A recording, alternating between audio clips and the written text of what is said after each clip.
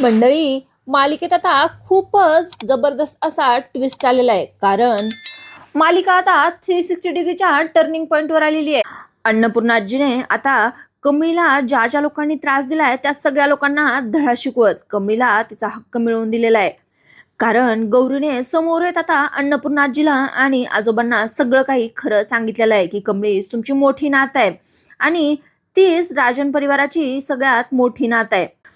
कमळीच्या आयुष्यात आता अनिकाने, रागिणीने आणि कामिनीने खूपच मोठे अडथळे आणलेले असतात. तिच्या ऍडमिशनच्या वेळेस सुद्धा त्यांनी खूप मोठे अडथळे आणलेले असतात आणि त्या सगळ्या अडथळ्यांवर मात करत कमळीने विजय मिळवलेला असतो. तरी सुद्धा आता कमळीला अनिकाने काही लोकांना सांगून तिला एका रूममध्ये बंद केलेलं असतं आणि तिला ऍडमिशनला येण्यासाठी तिथेच रोखून ठेवलेलं असतं. आता गौरीला मात्र हे सगळं काही बघवत नाही आणि तिला तिच्या मुलीची मदत करायची असते. त्यामुळे ती कमळीकडे येते आणि तिला सांगते की मी हाय तुझ्यासोबत कमळे, तू घाबरू नको आणि तुझी जिद्द हारू नको. आता मात्र गौरीने जिद्द पकडलेली असते की कमळीला तिचा हक्क मिळवूनच द्यायचा आणि गौरी थेट राजन परिवाराच्या घरी गेलेली असते आणि तिथे जाऊन आता अन्नपूर्णा आजीच्या समोर आणि आजोबांच्या समोर गौरीने सगळं काही खरं सांगितलेलं असतं आणि सांगितलेलं असतं की कमळी तुमचीच नात आहे आणि तिला तिच्या शिक्षणाच्या अधिकारापासून आणि तिच्या या घराच्या मोठ्या नातीच्या अधिकारापासून कोणीही हा अधिकार तिचा हिरावून घेऊ शकत नाही.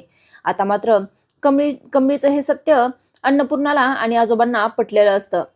इकडे अनिका कमळीला खूपच त्रास देत असते. कमळीला आता ऍडमिशन तर घ्यायचं असतं पण तिच्या कन्सेशनच्या फॉर्मवर साईन न मिळाल्यामुळे तिला काहीही करून पैसे मिळवायचे असतात आणि पैसे मिळवण्यासाठी तिच्याकडे फक्त 5 तास असतात आणि त्या 5 तासामध्ये तिला पैसे कमवून घेऊन येऊन परत ऍडमिशन सुद्धा घ्यायचं असतं. आता इंगी आणि कमळी खूपच टेन्शनमध्ये असतात.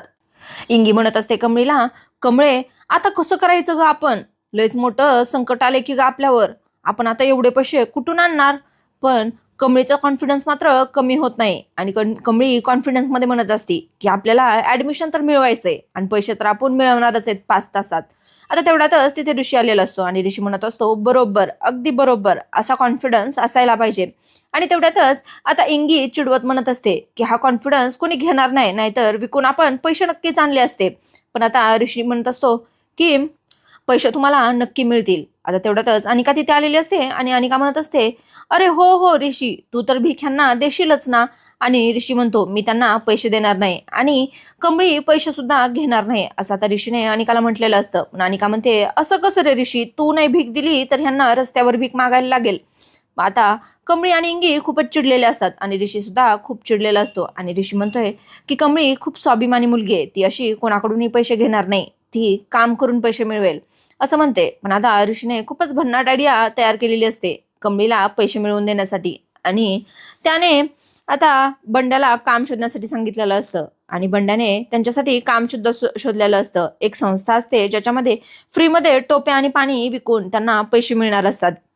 आता बंड्याने हे सगळं व्यवस्था तर केलेली असते आणि बंड्या ऋषीला म्हणतोय की ऋषी भाऊ, की हे हे सगळं तर तुम्ही कमळीला थेट सांगू शकला असता, तुम्ही थेट मदत करू शकला असता. पण ऋषी म्हणतोय की नाही, तुला माहितीये ना तुझी बहीण किती स्वाभिमानी आहे, तिने अशी मदत नसती घेतली माझ्याकडून. पण आता कमळीला बंड्याने सांगितलेलंच असतं की ही सगळी आयडिया तर ऋषी भाऊची आहे म्हणून आणि कमळी ऋषीला आता थँक्यू म्हणत असते. पण ऋषी म्हणतोय मला थँक्यू म्हणू नको, माझी एक अट आहे. आता ऋषीने कमळीला मदत करण्याच्या बदल्यात काहीतरी अट घातलेली असते. आता ती अट कोणती असणार आहे मित्रांनो, ती पाहणं खूपच रंजक ठरणार आहे. तिच्या लग्नाची अट तर नसेल ना, हे पाहणं खूपच रंजक ठरणार आहे. पण आपल्याला ते काही आजच्या भागात पाहायला भेटणार नाही बरं का मित्रांनो. आता आजच्या भागामध्ये याच्यानंतर कमळी आणि इंगी ते बाटल्या घेऊन आणि टोप्या घेऊन विकायला गेलेले असतात. पण आता तिथे अनिकाने तिथे सुद्धा त्यांना काही सरळ काम करू दिलेलं नसतं आणि तिने रागिणीला येऊन सगळं काही सांगितलेलं असतं आणि रागिणीने आणि कामिनीने त्यानंतर महानगरपालिकेच्या लोकांना फोन करून सांगितलेलं असतं की असं रस्त्यावर कोणीही काही विकते आणि गाड्यांच्या समोर येते. मी ह्याची रील बनवूनच पाठवणार होते सोशल मीडियावर, पण म्हटलं की आधी तुमच्या कानावर घालावं, त्यामुळेच तुम्हाला फोन केलाय असं रागिणीने आता महानगरपालिकेच्या लोकांना सांगितलेलं असतं आणि त्यांना म्हटलेलं असतं की तिथला पत्ता देऊन त्या लोकांवर कडक कारवाई करा. आणि तिथे आता महानगरपालिकेचे लोक सुद्धा गेलेले असतात आणि ते कमळीला आणि इंगीला तिथे ऋषी आणि बंड्या सुद्धा असतात. आता ह्या सगळ्यांना ते म्हणत असतात की तुम्ही इथे पाणी विकू शकत नाहीत आणि आत्ताच्या आत्ता इथून चालते व्हा, नाहीतर तुमच्यावर कडक कारवाई केली जाईल आणि तुम्हाला अटक सुद्धा केली जाईल. असं म्हणल्यानंतर आता ऋषी मात्र त्यांना नियम सांगत असतो आणि ऋषी त्यांच्यासोबत भांडत असतो. पण कमळीने मात्र ऋषीला सांगितलेलं असतं की सर भांडू नका, आपल्याकडे तेवढा वेळ नाही आणि आपल्याला कोणताही नियम मोडायचा नाही. म्हणून आता कमळीने म्हटलेलं असतं की मी चालत चालत सायकलवर बाटल्या विकेल पाण्याच्या. आणि त्यामुळे आता कमळी सायकल घेऊन गेलेली असते. आता तेवढ्यातच तिथे एक आजी असतात आणि त्या आजींना खूपच ऊन लागत असतं आणि चक्कर येत असते. तेवढ्यातच तिथे आता कमळी गेलेली असते आणि कमळीने त्या आजींना पाणी दिलेलं असतं. पण त्या आजी म्हणतायत, लय गुणाची आहेस बघ पोरी तू, पण तुझ्या ह्या पाण्याचे पैसे द्यायला माझ्याकडे काय पैसे नाहीत. आणि कमळी म्हणते, नाही आजी, मला तुमच्या फक्त आशीर्वादाची गरज आहे, तुम्ही पाण्याचे पैसे नका देऊ. असं म्हणल्यानंतर ती आजी म्हणत असतात की तुझ्यावर लय चांगले संस्कार केलेत बघ तुझ्या आजीनं, तुझं आणि तुझ्या आजीचं नातं खूपच भारी असणार आहे. असं म्हणल्यानंतर कमळी थोडीशी इमोशनल झालेली असते. आणि आता त्या आजीने कमळीला आशीर्वाद दिल्यानंतर कमळी तिथून निघून गेलेली असते. आता इंगी आणि कमळी सायकलवर बाटल्या विकण्यासाठी चाललेले असतात. आता इंगीला मात्र खूपच ऊन लागत असतं आणि तिला तिकडे चक्कर सुद्धा येत असते. तिथे आराम करण्यासाठी त्या दोघी थोडा वेळ बसलेल्या असतात. आता इंगीला कमळी म्हणत असते की इंगे, मी बाटल्या विकून येते, तू पुढे जा आणि ऍडमिशनची प्रोसेस पूर्ण कर. असं म्हणल्यानंतर आता इंगीने थोडा वेळ आराम करून ते कॉलेजमध्ये गेलेली असते. आणि तिथे जाऊन आता इंगी सगळी ऍडमिशनची प्रोसेस पूर्ण करत असते. पण कमळी तिथे लवकर आलेलीच नसते आणि कमळीला थोडासा लेटच झालेला असतो. आणि त्या मॅडमला रागिनीने आता पटकन रागिनीने आणि अनिकाने म्हणजे वेळेच्या अगोदरच कॉलेज बंद करण्यासाठी, ऍडमिशनची प्रोसेस बंद करण्यासाठी सांगितलेलं असतं. पण आता इंगी मात्र अनिकाला भांडत असते आणि म्हणत असते की ऍडमिशनच्या प्रोसेसला आणखीन अर्धा तास बाकी आहे. आणि त्या मॅडम सुद्धा म्हणत असतात की अर्धा तास अजून बाकी आहे, 5:30ला बंद होणार आहे सगळं. पण अनिका मात्र ऐकत नाही आणि अनिका त्यांना जबरदस्तीने सगळं क्लोज करण्यासाठी सांगत असते. आणि इकडे इकडे कमळीला मात्र खूपच मोठ्या संकटात अनिकाने टाकलेलं असतं.